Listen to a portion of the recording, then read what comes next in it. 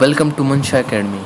आपका स्वागत है क्लास नंबर 6 जहां हम पढ़ने वाले हैं नॉन फाइनाइट वर्ब्स को। ठीक है, नॉन फाइनाइट वर्ब्स की पार्ट 1 हम आज करने वाले हैं। तो चलिए शुरू करते हैं। सबसे पहले हम देखते हैं कि नॉन फाइनाइट वर्ब्स एक्चुअल में होती क्या है। तो वो वर्ब्स जिनके ऊपर सब्जेक्ट या फिर ऑब्जेक्ट का कोई इम्पैक्ट नहीं पड़ता है। ठीक है, जिनके ऊपर सब्जेक्ट या फिर ऑब्जेक्ट का कोई इम्पैक्ट नहीं पड़ता है, उनको हम नॉन फाइनाइट वर्ब्स बोलते हैं। ठीक है, हमारा सब्जेक्ट चाहे सिंगुलर हो चाहे प्लूरल हो, इन वाली वर्ब्स के ऊपर कोई इम्पैक्ट उसका नहीं पड़ता है, कोई असर नहीं पड़ेगा। चाहे मैं उसको सब्जेक्ट को चेंज कर दूं, सब्जेक्ट की फॉर्म बदल दूं। ठीक है, एग्जाम्पल के लिए हमारे पास है I like to give him money. तो इसके अंदर जो गिव है हमारी, वो हमारी नॉन फाइनाइट वर्ब है। जो लाइक है वो हमारी प्रिंसिपल वर्ब है। तो यहाँ पर अगर मैं सब्जेक्ट को आई की जगह ही या वी भी कर देता हूँ, तो जो इम्पैक्ट पड़ेगा, जो उसका प्रभाव पड़ेगा, वो एक्चुअल में लाइक के ऊपर पड़ेगा क्योंकि ये प्रिंसिपल वर्ब है। लेकिन गिव के ऊपर उसका कोई इम्पैक्ट नहीं पड़ेगा क्योंकि ये नॉन फाइनाइट वर्ब है। गिव हमेशा इसी फॉर्म में रहेगा जिस फॉर्म में ये गिवन है। तो इस तरीके की हमारी होती है नॉन फाइनाइट वर्ब्स। ठीक है, चलिए आगे चलते हैं। सबसे पहले देख लेते हैं इनके टाइप। तो नॉन फाइनाइट वर्ब्स हमारी 3 टाइप की होती हैं। सबसे पहले आते हैं इन्फिनिटिव्स। तो इन्फिनिटिव्स जो होते हैं उनके साथ जनरली हम टू ज़रूर देखते हैं और ये हमेशा नाउन की तरह से यूज़ होते हैं। इनका काम होता है नाउन की जगह को भरना। एग्जाम्पल के लिए to play, to have played. और जनरली इन्फिनिटिव्स का प्रयोग किया जाता है एम बताने के लिए, या फिर कोई task that has been already completed, कोई टास्क जो है जो पहले ही पूरा हो चुका है पास्ट के अंदर, उसके बारे में हम उस ऑब्जेक्टिव की बात करते हैं। तो टू हैव प्लेड, इस तरीके के मतलब जिनके साथ जनरली टू नज़र आएगा उनको हम इन्फिनिटिव्स बोल देते हैं। इस टू से इन्फिनिटिव्स की पहचान हो जाती है। कुछ डायरेक्ट इन्फिनिटिव होते हैं जिनके साथ टू का यूज़ नहीं होता, वो हम आगे डिस्कस करेंगे। उसके बाद आता है जीरण। जीरण जो है वो वर्ब की आईएनजी फॉर्म होती है जिसको हम नाउन की तरह यूज़ करते हैं, बिल्कुल सेम जैसे इन्फिनिटिव्स को नाउन की तरह यूज़ करते हैं। एग्जाम्पल के लिए स्विमिंग। ठीक है, स्विमिंग जब हम वर्ब की तरह यूज़ कर रहे हैं तो ही इज़ स्विमिंग, वह स्विमिंग कर रहा है, ये बात अलग हो जाती है। लेकिन जब हम स्विमिंग एक पर्टिकुलर एक्टिविटी के नाम की तरह से यूज़ करते हैं, जैसे स्विमिंग एक अच्छी एक्टिविटी है, हेल्थ के लिए बहुत अच्छी है, अगर ऐसे बोल रहे हैं swimming is good for health, तो यहाँ पर स्विमिंग जो है वो एक नाउन की तरह से वर्क कर रहा है। और जब ये नाउन की तरह से वर्क करेगा तो ऑब्वियस सी बात है ये जीरण बन जाएगा। क्यों? क्योंकि ये वर्ब की वो फॉर्म है जो नाउन की तरह से काम कर रही है, आईएनजी फॉर्म है, इसलिए जीरण होगा। नेक्स्ट आते हैं हमारे पार्टिसिपल। ठीक है, जब कोई भी वर्ब आईएनजी फॉर्म, ईएन या फिर ईडी या फिर टी, यानी जनरली थर्ड फॉर्म या फिर आईएनजी फॉर्म, उनका यूज़ किया जाता है वर्ब की जैसे कि अपना एडजेक्टिव है। ठीक है, कहीं पे एडजेक्टिव होना है, कहीं पे हमारा एडवर्ब की जगह यूज़ हो जाते हैं, कहीं पे हमारे ये वर्ब की तरह से भी यूज़ हो जाते हैं। ठीक है, नॉन फाइनाइट वर्ब्स की तरह से। तो ये क्या होते हैं? ये हमारे होते हैं participles. Participles ING, EN, ED और टी, इन 4 फॉर्म में होते हैं। एग्जाम्पल के लिए दे रखा है बर्निंग पेपर। ठीक है, जलता हुआ पेपर। यहाँ पर जो बर्निंग है वो एडजेक्टिव की तरह से यूज़ हुआ है और बर्न्ट कैंडल में भी एडजेक्टिव की तरह से यूज़ हुआ है। यानी कि वो हमारी नॉन फाइनाइट वर्ब जिनको हम एडजेक्टिव या फिर एडवर्ब की तरह से यूज़ कर सकते हैं या फिर वर्ब की तरह से यूज़ कर सकते हैं सेंटेंस के अंदर, उनको हम बोलेंगे पार्टिसिपल। चलिए आगे चलते हैं। सबसे पहले देख लेते हैं हम यूज़ ऑफ इन्फिनिटिव। तो सबसे पहला यूज़ जो है हमारा वो है टू प्लस वर्ब की फर्स्ट फॉर्म का प्रयोग। टू प्लस वर्ब की फर्स्ट फॉर्म जनरली हम पर्पज़ को दर्शाने के लिए यूज़ करते हैं। हम कहीं जा रहे हैं या फिर आ रहे हैं या फिर किसी वर्क को कर रहे हैं, तो उसका पर्पज़ क्या है ये बताने के लिए हम टू प्लस वर्ब की फर्स्ट फॉर्म का यूज़ करते हैं। इस फॉर्म को इन्फिनिटिव का यूज़ करते हैं। This form of infinitive is very common, बहुत कॉमन है और पर्पज़ बताने के लिए यूज़ होती है। He comes here to play, वह आता है खेलने के लिए। तो वह यहाँ आता तो है, ये तो हमारा मेन एक्शन हो गया, लेकिन इसके अंदर जो उसका पर्पज़ है, आने का पर्पज़ है खेलने के लिए। तो आने के पर्पज़ को बताने के लिए हमने टू प्ले का यूज़ किया है। तो यहाँ पर ये जो टू है ये हमारा इन्फिनेटिव के लिए यूज़ हुआ है, और ये बताता है हमारा, ये टू हमारी पहचान कराता है इन्फिनेटिव की। नेक्स्ट में I went to Agra to visit the Taj. Similar way में यहाँ पर हमारा पर्पज़ है ताज विज़िट करना, ताज देखने जाना, तो यहाँ पर टू विज़िट जो हमने यूज़ किया है। नेक्स्ट में आता है परफेक्ट इन्फिनेटिव, यानी काम जो है वो ऑलरेडी पास्ट में हो चुका है, और या फिर सेंटेंस की जो प्रिंसिपल वर्ब है वो पास्ट फॉर्म में है या सेकंड फॉर्म में है, यानी प्रिंसिपल वर्ब सेकंड फॉर्म में है और उससे पहले हमारा टास्क ऑलरेडी कंप्लीट हो चुका है, तो वो हम उस कंडीशन में यूज़ करते हैं परफेक्ट इन्फिनेटिव का। एग्जाम्पल के लिए he admitted to have abused him, और इसकी कुछ वर्ब्स भी होती हैं जहाँ पर हम परफेक्ट इन्फिनेटिव का ही यूज़ करते हैं। कुछ वर्ब्स होंगे जिनको मैं आगे डिस्कस करूँगा। तो जैसे एग्जांपल एडमिटेड है, तो एडमिटेड वर्ब्स के साथ हम जनरली इन्फिनेटिव का ही यूज़ करते हैं। तो यहाँ पर एडमिटेड क्या है, वर्ब की सेकेंड फॉर्म है। एडमिटेड टू हैव अब्यूज्ड, गाली दी थी, पहले दे चुके थे, यानी एडमिट करने से पहले ये एक्शन हो चुका था। और यहाँ पर जो एडमिटेड है, जो हमारा एडमिटेड जो एक्शन है, जो हमारी प्रिंसिपल वर्ब है, वो यहाँ पर पास्ट फॉर्म में है। तो ऑब्वियस सी बात है हम यहाँ पर यूज़ करेंगे अपना परफेक्ट इन्फिनेटिव, जो कि होती है to plus have plus verb की थर्ड फॉर्म। ठीक है, ये हमारा परफेक्ट इन्फिनेटिव फॉर्म होती है। चलिए नेक्स्ट इन्फिनेटिव की तरफ चलते हैं। नेक्स्ट इन्फिनेटिव है हमारा पैसिव वॉइस। तो पैसिव वॉइस इन्फिनेटिव हमारा क्या होता है, टू बी के साथ में वर्ब की थर्ड फॉर्म का होना।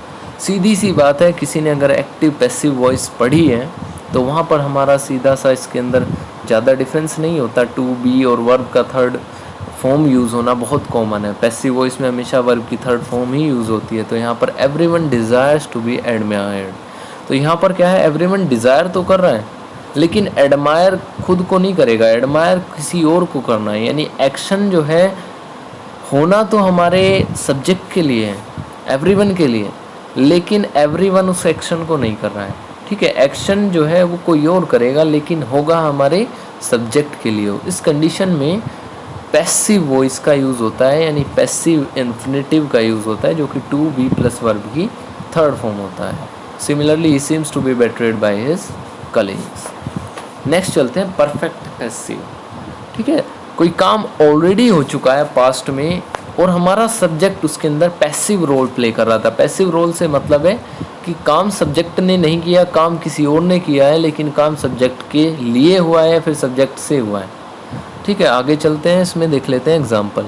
तो he admitted to have been arrested last year, तो उसने एडमिट किया कि उसको अरेस्ट किया गया था लास्ट ईयर। यहाँ पर हमारी एक तो परफेक्ट फॉर्म है, क्योंकि जो हमारा सबसे पहले देखते हैं हम इसके अंदर प्रिंसिपल वर्ब हमारी सेकंड फॉर्म में है, यानी पास्ट में है।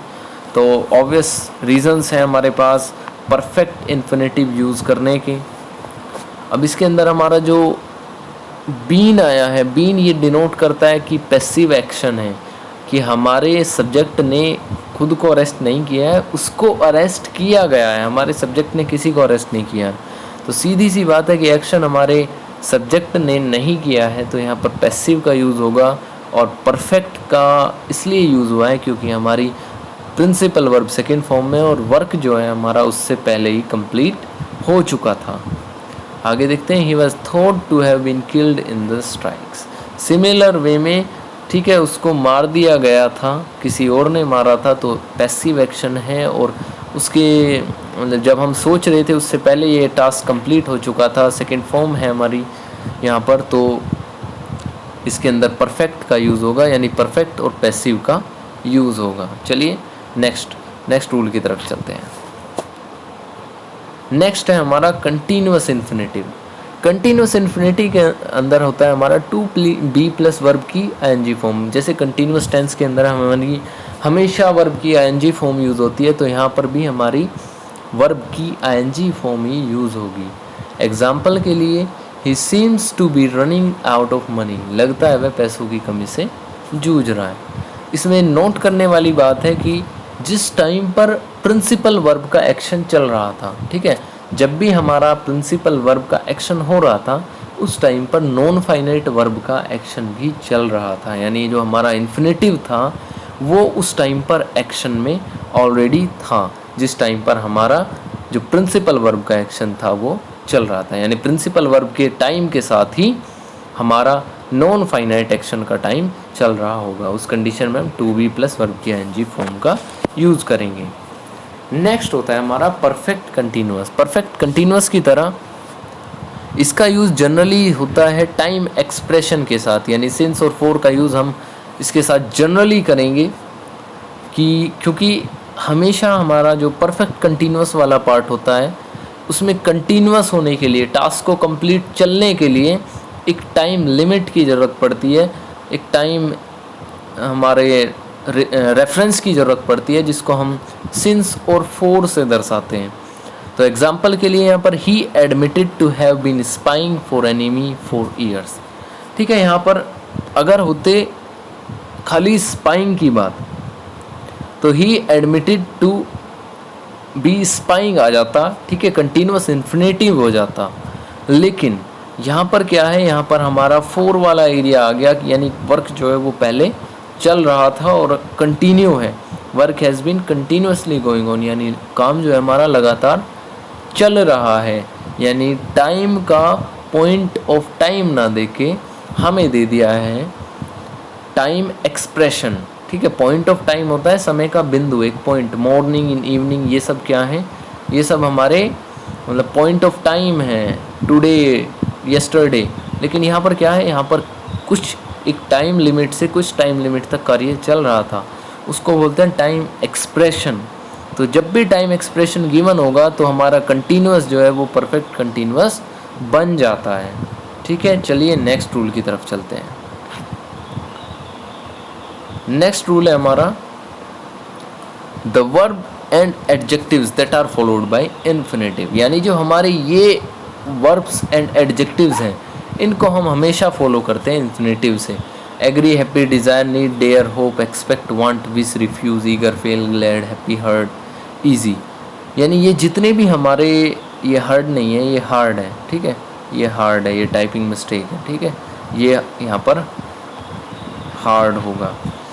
तो हमारा agree, happy, desire, need, dare, hope, जितने भी हमारे एडजेक्टिव्स एंड वर्ब्स हैं इनके साथ हम हमेशा इन्फिनेटिव्स का ही यूज़ करते हैं। जैसे he agreed to compensate for the loss, यानी एग्री के साथ हमेशा टू का यूज़ हमें करना होगा।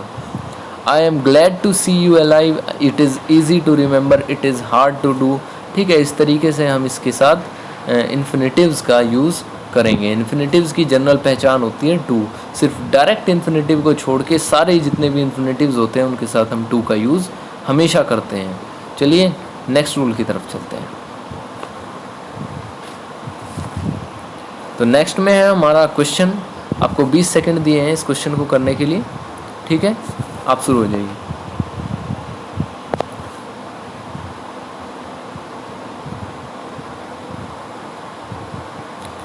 He is rich today, A part, but he appears to B part, have poor in the past, C part, and D is no error। यहाँ पर आपको एरर फाइंड करना है।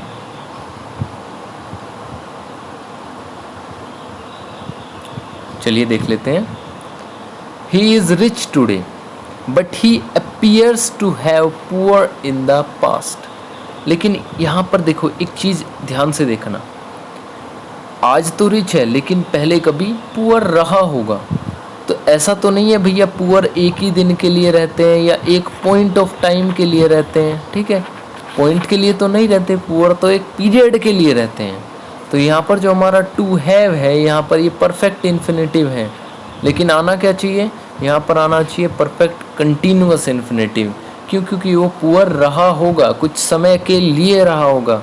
तो हमारा परफेक्ट कंटिन्यूअस इन्फिनेटिव में क्या होता है, हैव के साथ में बीन का यूज़। यानी यहाँ पर हमारा बीन आना चाहिए, यहाँ पर हमारा बीन आना चाहिए। तो सेंटेंस क्या हो जाएगा, he is rich today but he appears to have been poor in the past.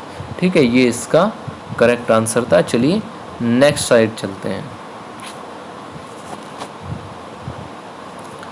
अब हमारा नेक्स्ट है डायरेक्ट इन्फिनेटिव। अब मैंने डायरेक्ट इन्फिनेटिव के बारे में 2 बार पहले बता चुका हूँ कि इनके साथ टू का यूज़ नहीं होता है। तो ये स्पेशल कंडीशन होती है जहाँ पर हम टू का यूज़ नहीं करते हैं। जैसे डेयर एंड नीड हैं, जब इनका यूज़ हम ऑक्सिलरी की तरह करते हैं, देखो डेयर और नीड का मतलब, डेयर का मतलब होता है हिम्मत करना, नीड का मतलब होता है ज़रूरत। तो ये हमारे नाउन की तरह भी काम कर सकते हैं और ये हमारे वर्ब की तरह भी कार्य कर सकते हैं। ठीक है, जब हम इनका वर्ब की तरह यूज़ करते हैं तो इनका वर्ब की तरह भी यूज़ कई बार हम प्रिंसिपल वर्ब की तरह कर सकते हैं, कई बार इनका ऑक्सिलरी की तरह कर सकते हैं। ऑक्सिलरी कैसे, यानी हेल्पिंग वर्ब की तरह। तो जब हम इनका हेल्पिंग वर्ब की तरह यूज़ करते हैं नेगेटिव एंड इंटेरोगेटिव सेंटेंस में, ये चीज़ ध्यान देनी है कि ये रूल सिर्फ नेगेटिव और इंटेरोगेटिव के लिए है, पॉजिटिव से इसका कोई लेना देना नहीं है। तो जब भी नेगेटिव और इंटेरोगेटिव सेंटेंसेस में ऑक्सिलरी वर्ब का यूज़ होता है डेयर एंड नीड का ऑक्सिलरी वर्ब की तरह, तब हम टू का यूज़ नहीं करते। एग्जाम्पल के लिए she dare not see him again. ठीक है, शी डेयर नॉट, देखो नोट आ गया है और सी के डायरेक्ट बाद डेयर है, यानी ये क्या है, ये ऑक्सिलरी वाला यूज़ है। तो इसको हम बोलेंगे ये करेक्ट यूसेज है। ठीक है, और यहाँ पर कोई भी एरर नहीं है। नेक्स्ट में देखेंगे need she come here again. ठीक है, फिर से वही हमारा नीड को यूज़ किया गया है ऑक्सिलरी वर्ब की तरह। इंटेरोगेटिव सेंटेंस है, इंटेरोगेटिव सेंटेंस है, नीड को ऑक्सिलरी की तरह यूज़ किया गया है। तो सीधी सी बात है, हम यहाँ पर टू का कोई यूज़ नहीं करेंगे। नेक्स्ट में she dared to catch the thief with bare hands. लेकिन यहाँ पर डेयर का मतलब होता है हिम्मत करना। ठीक है, लेकिन ये ऑक्सिलरी नहीं है। ये ऑक्सिलरी क्यों नहीं है, क्योंकि ये पास्ट इंडेफिनिट का सेंटेंस है। पास्ट इंडेफिनिट का सेंटेंस है जिसके अंदर हम वर्ब की सेकंड फॉर्म यूज़ करते हैं। ठीक है, वर्ब की सेकंड फॉर्म, डेयर की सेकंड फॉर्म होती है डेयर्ड। ठीक है, यहाँ पर थोड़ा सा आइडेंटिफाई करने में दिक्कत होगी, लेकिन वर्ब की सेकंड फॉर्म से आप पहचान लोगे और वर्ब की फर्स्ट फॉर्म से आप पहचान लोगे सिंपल प्रेजेंट के अंदर, प्रेजेंट इंडेफिनिट के अंदर, जिसमें ये डेयर्स हो जाएगा। ठीक है, एस या ई एस लगा होगा तो वहाँ पर भी आप पहचान लोगे। ठीक है, तो यहाँ पर ये वर्ब की सेकंड फॉर्म यूज़ हुई है, यानी पास्ट इंडेफिनिट का सेंटेंस है, और डेयर का यूज़ यहाँ पर मेन वर्ब की तरह किया गया है। और यहाँ पर कैच हमारी क्या है, यहाँ पर कैच हमारा इन्फिनेटिव है। तो यहाँ पर टू का प्रयोग किया जा सकता है क्योंकि ये मेन वर्ब की तरह यूज़ हुआ है, ना कि ऑक्सिलरी की तरह। तो ये हमारा इन्फिनेटिव हो गया यहाँ पर टू के साथ में, और बाकी इन दोनों के साथ में हम यूज़ करेंगे डायरेक्ट इन्फिनेटिव का, यानी विदाउट यूजिंग टू। यहाँ पर सी इन्फिनेटिव है, कम इन्फिनेटिव है, लेकिन ये क्या होंगे, ये हमारे डायरेक्ट इन्फिनेटिव होंगे क्योंकि इनके साथ हम किसी भी टू का प्रयोग नहीं करेंगे। हाँ, अगर इनके बाद में एक और हम इन्फिनेटिव ऐड करते हैं, ठीक है, she dare not see him again to anything any other verb, ठीक है, तो इनके साथ में अगर हम फिर से यूज़ करेंगे तब उस कंडीशन में टू का यूज़ हम करेंगे, लेकिन सी और कम यहाँ पर टू का यूज़ नहीं करेंगे क्योंकि ये डायरेक्ट इन्फिनेटिव्स हैं।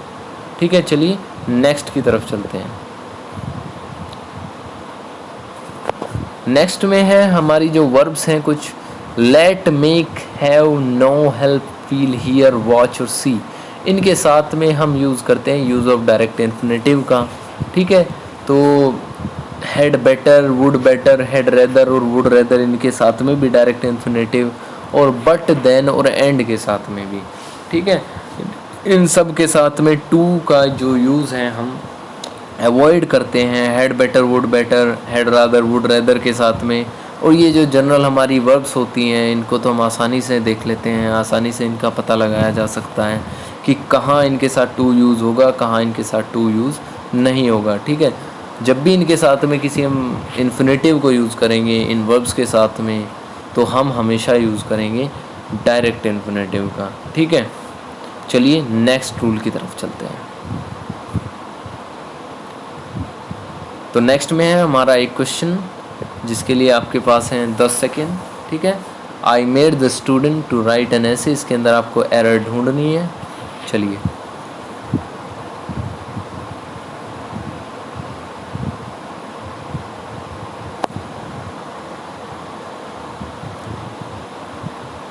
चलिए देख लेते हैं।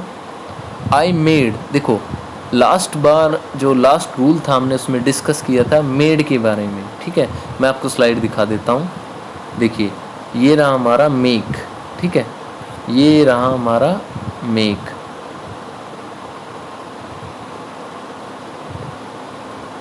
ठीक है, मेक के बारे में हमने बताया था। ठीक है, let, make, have, know, help, feel. ठीक है, इनके साथ में हम डायरेक्ट इन्फिनेटिव यूज़ करते हैं, लेकिन यहाँ पर हमने देखा कि यहाँ पर हमारा मेड आ गया, यानी इसके साथ हमें डायरेक्ट इन्फिनेटिव यूज़ करना है, I made the student. But यहाँ पर फिर से टू का यूज़ हो गया, यानी जो जनरल फॉर्म है इन्फिनेटिव का उसका यूज़ कर दिया, जो कि गलत होता है। हमें तो इन्फिनेटिव का यूज़ करना है, वो भी डायरेक्ट वाले का, यानी डायरेक्ट इन्फिनेटिव में टू का यूज़ तो नहीं होता है। और हमारी जो मेड वर्ब है उसके साथ में हमारा यूज़ होता है डायरेक्ट इन्फिनेटिव। तो मेड, हैव, इनके साथ में हम टू का प्रयोग नहीं करेंगे, यानी हमारी जो एरर है वो सी पार्ट में है। ठीक है, जिन्होंने ध्यान से उस लास्ट स्लाइड को देखा होगा तो उन्होंने इस क्वेश्चन का आंसर एकदम देखते ही अपने मन में निकाल लिया होगा। जिन्होंने ध्यान से नहीं देखा है उनको हमारी सलाह है कि वो ध्यान से देखें, ध्यान से देखेंगे, ध्यान से पढ़ेंगे, तभी इन तरीके से इन चीज़ों को कर पाएंगे तरीके से। नहीं तो वो बार बार घूमते रह जाएंगे, लेकिन वो समझ नहीं पाएंगे कि एक्चुअल में हुआ क्या। चलिए अब आगे देख लेते हैं हम यूज़ ऑफ परफेक्ट इन्फिनेटिव। जब हमने परफेक्ट इन्फिनेटिव पढ़ा था तो हमने बताया था कि टू प्लस है प्लस वर्ब की फर्स्ट फॉर्म, वर्ब की थर्ड फॉर्म, उसका हम यूज़ करते हैं परफेक्ट इन्फिनेटिव की तरह से। तो परफेक्ट इन्फिनेटिव का यूज़ तभी होता है जब action of non finite verb precedes the action of principal verb. यानी जो हमारी नॉन फाइनाइट वर्ब है और जो हमारी प्रिंसिपल वर्ब है, प्रिंसिपल वर्ब का एक्शन जो है वो बाद में हुआ है नॉन फाइनाइट एक्शन से। यानी जो नॉन फाइनाइट वर्ब में जो हमने कार्य की घोषणा की है वो पहले ही हो चुका था, यानी जो हमारा प्रिंसिपल वर्ब है उससे पहले ही हो चुका था, तो उनके साथ में हम यूज़ करते हैं परफेक्ट इन्फिनेटिव का। दूसरा पॉइंट है हमारा, कुछ वर्ब होती हैं जैसे deny, confess, admit, remember, claim, regret, seem, appear, report, believe, learn, require, suppose. तो इनके साथ में क्या होता है, इनके साथ में हम परफेक्ट इन्फिनेटिव का यूज़ करते हैं। क्यों?